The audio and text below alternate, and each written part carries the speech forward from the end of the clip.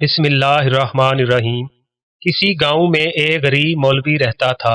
وہ اس چھوٹے سے گاؤں کی اکلوتی مسجد کا امام تھا اور نماز کے علاوہ گاؤں کے بچوں کو قرآن بھی پڑھاتا تھا، جبکہ اس کی بیوی گاؤں کے بچوں کو مدرسہ پڑھاتی تھی، جس سے ان کا گزر بسر ہو جاتا تھا۔ ان کی ایک ہی بیٹی تھی جو کہ بہت خوبصورت تھی۔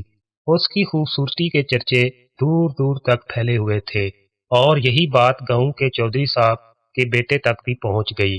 اس نے موقع کی تلاش شروع کر دی کہ کسی طرح ایک بار اس حسین لڑکی کو دیکھ لے، آخر وہ ہے کیا بلا۔ ایک دن وہ مولوی صاحب کے گھر چلا گیا کہ کچھ نیاز وغیرہ دینے کے بہانے مولوی کی بیٹی کا دیدار ہو جائے گا، اور اس طرح وہ اپنے مقصد میں کامیاب ہو گیا۔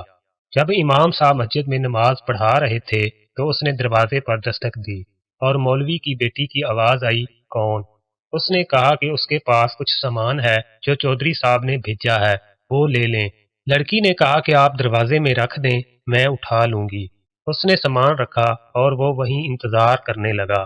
جب لڑکی نے سمجھا کہ سامان رکھنے والا چلا گیا ہے تو اس نے سامان اٹھانے کے لیے دروازہ کھولا تو اس لڑکے نے اسے دیکھ لیا، دیکھا ہی نہیں بلکہ اس پر عاشق ہو گیا اور وہیں اپنا دل دے بیٹھا۔ لڑکا گھر آیا اور ضد پکڑ لی کہ اس نے شادی کرنی ہے تو مولوی کی بیٹی سے ہی کرنی ہے۔ چودھری صاحب اس رشتے کے حق میں نہیں تھے۔ انہوں نے بیٹے سے کہا کہ میں جا کر مولوی صاحب سے بات کرتا ہوں۔ چودھری صاحب آئے اور مولوی سے کہا کہ میرا بیٹا شراب پیتا ہے، جوا کھیلتا ہے اور ہر برائی ہے اس میں اپنے بیٹے کے لیے آپ کی بیٹی کا رشتہ مانگنے آیا ہوں۔ اگر آپ انکار کریں گے تو میں ہنسی خوشی چلا جاؤں گا، یہ نہ سوچنا کہ میری ناراضگی آپ کی زندگی میں کوئی خلل ڈالے گی۔ اب ظاہر سی بات ہے مولوی صاحب نے انکار ہی کرنا تھا۔ چودھری صاحب گھر گئے اور بیٹے سے کہا کہ مولوی نے انکار کر دیا ہے اور اب دوبارہ کبھی اس گلی سے بھی نہ گزرنا۔ لیکن لڑکے کو بہت غصہ آیا کہ اتنی دولت، عزت اور شہرت کے باوجود مولوی نے یہ رشتہ کیسے ٹھکرا دیا۔ میں ضرور انتقام لوں گا، اور اس نے دل میں انتقام کی ٹھان لی۔ ادھر مولوی صاحب کی بیٹی بیمار ہو گئی اور اسے پیٹ میں درد شروع ہو گیا۔ پہلے تو وہ گھریلو ٹوٹکوں سے علاج کرتے رہے، لیکن جب بیٹی کا پیٹ پھولنے لگا تو وہ گاؤں کے واحد حکیم کے پاس چلے گئے۔ اس وقت الٹرا ساؤنڈ وغیرہ اور جدید آلات تو تھے نہیں، لہذا حکیم صاحب نے بچی کی نبض چیک کی، پیٹ درد کی شدت کا جانچتے ہوئے بتایا کہ آپ کی بیٹی حاملہ ہے۔ مولوی کے گھر میں تو جیسے کہرام مچ گیا، ایک قیامت آن پڑی۔ مولوی نے بیٹی کو بہت مارا پیٹا کہ کس کے ساتھ منہ کالا کروا آئی ہے، کس کا بچہ ہے تیرے پیٹ میں۔ ایک دو بار اسے قتل بھی کرنا چاہا، لیکن میں بیچ میں آ گئی۔ اسے یقین تھا کہ اس کی بیٹی بے گناہ ہے۔ وہاں ان کی بیٹی بھی اس امتحان پر اللہ سے امید لگا کر بیٹھ گئی کہ اب کوئی معجزہ ہی اسے اس ناکردہ گناہ سے نکال سکتا ہے۔ ادھر چودھری کے بیٹے نے جب دو تین بار مولوی کو بیٹی کے ہمراہ حکیم کے پاس جاتا دیکھا تو حکیم کے پاس چلا گیا۔ تھوڑی سی رقم ادا کی تو حکیم نے ساری بات اگل دی۔ چودھری کا بیٹا واپس آیا اور گاؤں کے مراسی کو کچھ رقم دے کر سارے گاؤں میں اعلان کروا دیا کہ مولوی کی بیٹی بغیر نکاح کیے حاملہ ہو گئی ہے۔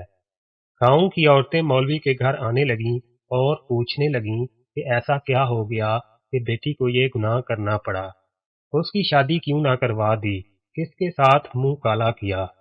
فرد جتنے منہ اتنی باتیں۔ گاؤں کی پنچایت نے مولوی صاحب سے امامت واپس لے لی اور انہیں 1 ماہ کا وقت دے دیا کہ وہ اپنی رہائش کا بندوبست کسی اور گاؤں میں کر لیں۔ گاؤں والوں نے بھی اپنی بچیوں کو مولوی کی بیوی کے پاس بھیجنا چھوڑ دیا۔ ہر طرف سے مولوی صاحب پریشانیوں میں گھیرے جا چکے تھے، انہیں کوئی راستہ دکھائی نہیں دے رہا تھا۔ ایک دن وہ پریشانی کے عالم میں بیٹھے تھے کہ دروازے پر دستک ہوئی۔ جا کر دروازہ کھولا تو سامنے ایک خوبرو نوجوان کھڑا تھا۔ اندر آنے کی اجازت طلب کی تو مولوی صاحب پریشانی کے عالم میں کچھ سوچنے لگے۔ لڑکا سمجھ گیا اور اپنا تعارف کروایا کہ میں آپ کا شاگرد، بچپن میں آپ سے قرآن پڑھتا تھا، فلاں شخص کا بیٹا ہوں اور برابر والے گاؤں سے آیا ہوں۔ مولوی صاحب نے پہچان لیا اور اسے اندر لے آئے۔ اس نے اپنے آنے کا مقصد بتاتے ہوئے کہا کہ اسے معلوم ہوا ہے کہ آپ کی بیٹی کے ساتھ یہ ماجرا پیش آیا ہے۔ مزید بتایا کہ وہ شہر سے حکمت کا کورس مکمل کر کے آیا ہے اور گاؤں میں حکمت خانہ بنانے کا ارادہ رکھتا ہے، لیکن آتے ہی اسے اس بات کا علم ہوا تو اسے یقین نہیں آیا کہ یہ واقعہ سچ ہے، اور وہ اس کا راز معلوم کرنے پہنچ گیا۔ مولوی صاحب کو بھی کچھ امید سی نظر آنے لگی۔ اس لڑکے نے مولوی صاحب کی بیٹی کی نبض دیکھی، کچھ تفصیلات پوچھیں اور پھر کچھ سوچتے ہوئے مولوی صاحب سے ایک بکرے اور ایک کتے کا بندوبست کرنے کو کہا، جبکہ لڑکی کو دن کا کھانا کھانے سے منع کیا اور بھوکا رہنے کو کہا۔ اس کی بات پر عمل کرنا پڑا مولوی صاحب، اور کرتے بھی کیا، ٹوٹے کو تنکے کا سہارا۔ رات تک سارا بندوبست کر دیا۔ لڑکے نے یعنی حکیم نے گاؤں کی کچھ معزز عورتوں کو بھی بلوا لیا اور ان سے بکرے کا گوشت پکانے کو کہا۔ جب گوشت پک چکا تو اس لڑکے نے لڑکی سے کہا کہ پیٹ بھر کر گوشت کھائے۔ لڑکی بھی صبح سے بھوکی تھی، جی بھر کر گوشت کھایا۔ جب لڑکی نے گوشت کھا لیا تو اس وقت تک محلے کے کچھ مزید لوگ بھی مولوی کے گھر کے باہر جمع ہونا شروع ہو گئے کہ یہاں کیا ماجرا چل رہا ہے۔ اس لڑکے نے مولوی صاحب کی بیٹی کو بلوایا اور دوسرے کمرے میں لے گیا، جہاں اس نے پہلے سے کتا ذبح کر کے رکھا ہوا تھا۔ اس لڑکی کو بتایا کہ جو گوشت اس نے کھایا ہے وہ اسی کتے کا گوشت تھا۔ بس پھر کیا تھا، لڑکی نے الٹیاں شروع کر دیں اور جو کچھ کھایا تھا تب باہر آنے لگا۔